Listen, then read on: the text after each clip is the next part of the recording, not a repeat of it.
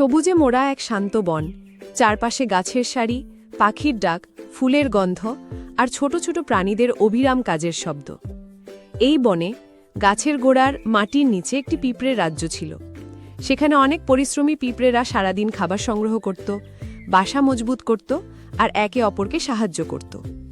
এই পিঁপড়েদের মধ্যে ছিল এক ছোট্ট পিঁপড়ে, নাম তার টিপু।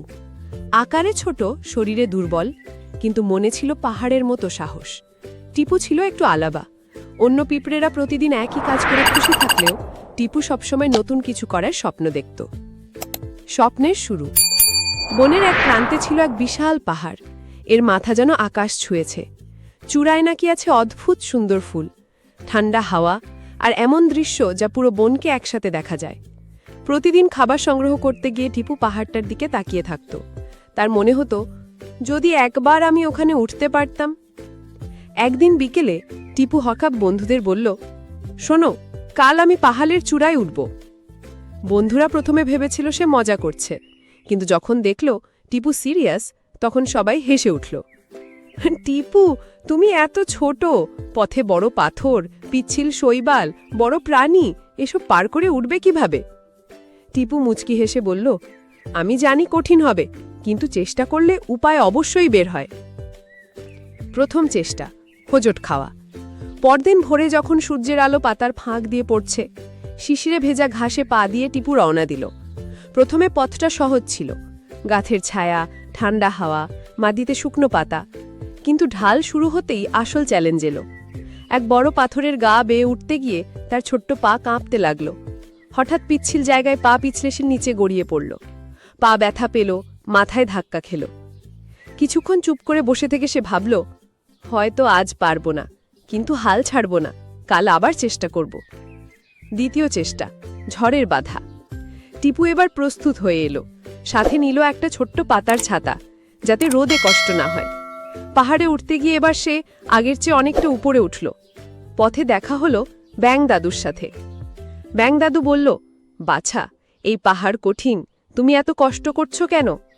টিপু বলল, আমার স্বপ্ন পূরণ না হওয়া পর্যন্ত আমি থামব না।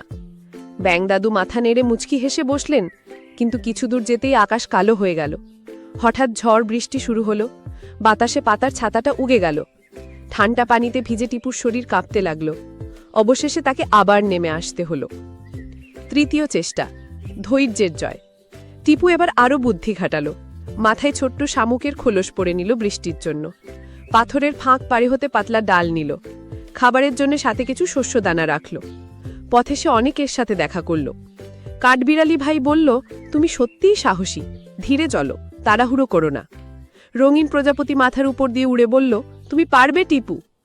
বাধাও এলো অনেক। এক দুষ্টু কাকতায়ে খাবার ভেবে ঠোঁটে ধরতে চাইল, কিন্তু টিপু দ্রুত পাথরের ফাঁকে ঢুকে পড়ল।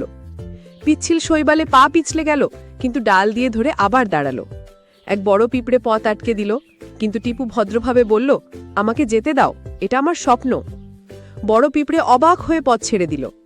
প্রতিটি বাধা সে ধৈর্য আর বুদ্ধি দিয়ে পেরিয়ে গেল। চূড়ার জয়। সূর্য পশ্চিমে হেলে পড়ছে, আকাশে সোনালি আভা। অবশেষে টিপু পাহাড়ের চূড়ায় পৌঁছে গেল।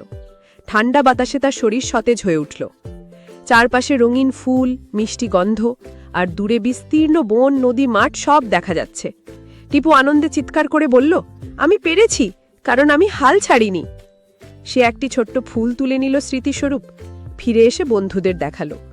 বন্ধুরা বিস্মিত হয়ে বলল, টিপু, আমরা ভেবেছিলাম তুমি পারবে না, কিন্তু তুমি আমাদের ভুল প্রমাণ করেছ। টিপু হেসে বলল, দেখো, চেষ্টা করলে উপায় অবশ্যই বের হয়। সেদিন থেকে বনের সব প্রাণী টিপুকে সাহসী টিপু বলে ডাকতে লাগল। গল্পের শিক্ষা, যত বড়ই বাধা আসুক, ধৈর্য, সাহস আর চেষ্টা থাকলে উপায় অবশ্যই বের হয়। প্রিয় ছোট বন্ধুরা, তোমরা যদি এরকম সুন্দর গল্প পেতে চাও, তাহলে আমাদের চ্যানেলটি সাবস্ক্রাইব করো।